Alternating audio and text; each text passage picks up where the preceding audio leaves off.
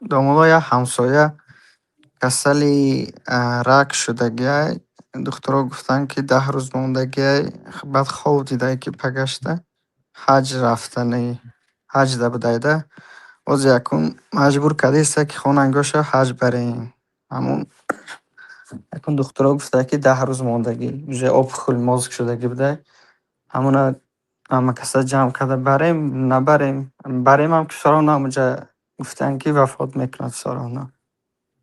майли хуб аст. Агар тонитон баритон, лекин ҳоли виза метиҳад ё наметиҳад, бинед ҳаракат кунед. ҳаҷ Акомай 10 намекунад. рӯз гуфтагӣ ва 10 рӯзи роҳ нада мумкин дертар чӣ мешавад? Ҳама хеле Акум муҳлат алоям додаи духтуро. ба қавли мардуми кунодам худо шудасме 10 рӯза аниқ кир наметавонад. Хай тақрибан гоҳо туғри мегирад эҳтимолҳои гуфтагишон. баъзе одамҳо касали раг вақте ки муайян шуд беморишон ки касали раг аст, 2 моҳ вақт додиянд духтурҳо. баъд ҳамин одам мегӯяд ки хай 2 моҳ вақт бошад, як равем умра кунему, оби замзам нӯшему, тавба кунему. ҳамин хел баъди 2 моҳ ҳамунҷо истодиянд. ба омада яке духтур меранд ки духтур мегӯяд ки раг надорӣ, чӣ кор кардӣ? Ҳеҷ кор накардам. мебинанд дуюм бора ки раг надорад. яъне баъди ташхис мебинанд ки беморӣ раг надорад, саратон нест. баъд пурсидан мера чӣ кор кардӣ? Мегӯям ман дар ҳарам зиндагӣ кардам, дар дохили ҳарам. Фақат оби замзам нӯшидам. ва бо мақсади он одамам шифо набудагӣ аст. мақсадам ин ки ҳамин оби замзам хӯрем, сабук шавем, вазнои зиёдатиро партоем. охир вазни бисёрам барои покшӯи мурдашӯям вазнин асту барои ҳамун тобутбардорояму барои худатонам ки мисол одам вақте пир мешад дига шаклҳош безеб мешад, хосатан одами сергӯшт. ҳам камтар сабук шавем гуфта бечора ҳам замзам пок, ҳам ифлосиҳо аз мо дур шавад гуфта бо нияти покшавӣ фақат замзам нӯшидааст. баъди 2 моҳ мебинад ки дуруст шудагиаст. Машаллоҳ. ман як одаме медонам ки духтуро шунавонда гуфтагиаст, масалан ки тайёритона бене то мақсади ин одам вафот мекунад. 1-2 ҳафта намерад, то ҳозира зинда аст. зиндоно шишта буромад бо то ҳозира зинда аст. гашт аз дар мусофират кор кард. як духтури номдори шаҳрамон гуфтаги ки ин баъди 2 ҳафта намеборад. ина барои ба ҳар ҳол яъне кӯшиш кунед он агар рафту масалан ҳатто дар сафарам вафот кунад, ин хайр аст. пайғамбар саллаллоҳу алайҳи вассалам гуфтанд ки як одам дар замонаҳои қадим 99 одамро кушта буд. одаморо мепурсад ки ҳамин олимтарини рӯи дунё ки аст ё ҳамун шаҳрошон. як одама нишон медиҳад ки обид аст, олим нест. обид одами салладор, риш дораду лекин илм надорад. вале олимам бояд салла дошта бошад, риш дошта бошад. ба гоҳо олиму обид фарқ намекунед. шояд обида аз олим донотар донед аз сурати зоҳириша дида. сурати зоҳириш ришо калон, сафед, саллаҳо ғавс, ҷелакҳо ҳаст. ҳамина олимтар гуфта ҳисоб карда рафта мепурсад ки ман 99 одам куштагӣ агар тавба кунам Аллоҳ мебахшад? Гӯяд не намебахшад. ки сади расо мекунад. ҳамин обид кати сади расо мешад. ба омада бо мепурсад. вақте ки як олима нишон медиҳанд мегӯяд ки кӣ пеши тую пеши тавбаатро мегирад. лекин дар ин шаҳр ту баъди тавбат солеҳ шуда наметонӣ. ин шаҳр дар ин ҷо ту гуноҳ кардагӣ ҳастӣ бисёр ва атрофиёнат ҳам одамои бад аст. ба фалон шаҳр сафар кун. ин ҳадис аст. пайғамбар саллаллоҳу алайҳи вассалам нақл кардаги ҳастанд. ба фалон шаҳр сафар кун. унҷо одамҳои солеҳ зиндагӣ мекунанд. онҷо аллакай нишонаҳо аз гуноҳат нест. мисол мегузарӣ як одаме мебинӣ падараша ту куштагӣ, як занака мебинӣ шавҳараша ту куштагӣ. яъне гуноҳот ба хотират омадан мегирад дар ин шаҳр. хулоса ё ки ёру дӯстое ки ҳамроҳат буданд дар ҳамун гуноҳ ёрӣ кардан, оно бо васваса карда шумо мумкин ки як заказӣ набошад. як киси дигаи куштан дар кор. бо мумкин рави пули нағз биёд. агар барои ҳамин тарк кун ин шаҳра, дигар шаҳр рав, фалон шаҳр раву, пурра ёру рафиқа нав кун, пурра зиндагӣ аз сифр шурӯъ кун.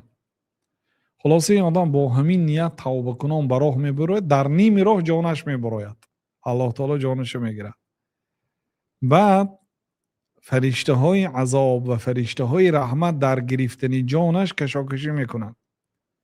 فرشته های عذاب میگن که این آدم یگان بار کاری خیر نکرده است، ما اینم جانش میگیریم، یعنی عذاب داده میگیرن. فرشته های رحمت میگن که نه، این میگن با نیتی نیک، با هجرت و با توبه، با مقصود این آدم علاقه التوبه تو الندم. بعضی علما میگن که توبه چیست؟ توبه پشیمانی است. میگن این آدم علاقه پشیمان بود، ترک کرد شهرش، رفته ایستاد از در نیم راه، اجلش رسید. دو گروه فرشته ها بین همدیگر کشاکشی دارن که جانش ما گیریم یا ما گیریم. بعد الله تعالی یک فرشته همچون قاضی میفرستند، میگن که چین کنید آن زمین ها را، به کدام زمین اگر نزدیک باشد اهل همان است. بعد چین میکنن که یک وجب به زمین نیک نزدیک بوده است، در بعض روایت ها در بین بوده است و کم کم به طرف زمین نیک مایل کرده است یا که زمین نزدیک شده است. همین خیلی روایت ها هست. خلاصه الله تعالی همین آدم بخشید. بنابراین یعنی با نیتی نیک اگر عمره برید گفته باشد، خوب است که این آدم علاقه درک کرده است. البته اون بعضی دشمنای الله، دشمنای اسلام نوشتیان که حج نرو، همین حج در همین کجایی که باشه همینجا، آخر ثواب خواهی، ثواب همینجا. گفتیم الله تعالی انسانیت را آفرید و ثواب و گناه را الله معین کرده است. یگان انسان ها پیش خودش حقی همین کار ثواب، همین کار گناه گفتن ندارد، مگرم تکیهگاهش سخن الله و سخن رسول الله صلی الله علیه و سلم باشد. یعنی از هوا ممکن نه که مثلا این میشکه کارفرمایی ثوابش بلند است یا این قلم کدی کارفرمایی ثوابش بسیارتر از گفتن حقش ندارد، مگرم تکیهگاهش از قرآن باشد.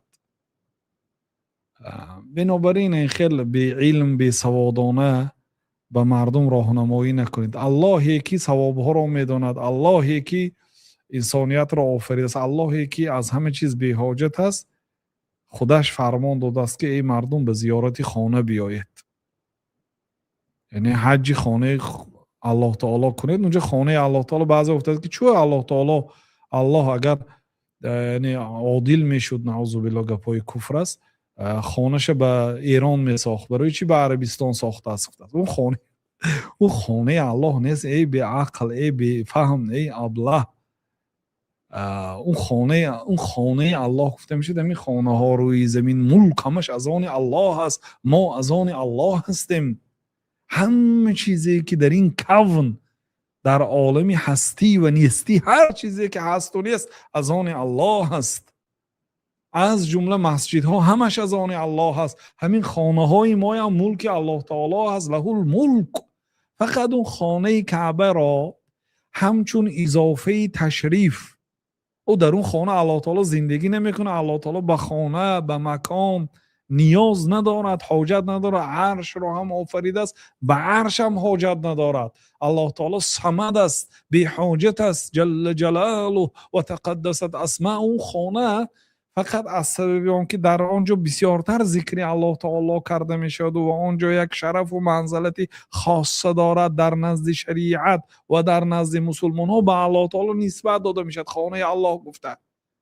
این دیوانی ما آمده است میگوید که الله چرا خانهش را و عربستان ساخته است؟ نعوذ بالله. تا این درجه بی سوادی، تا این درجه بی فهمی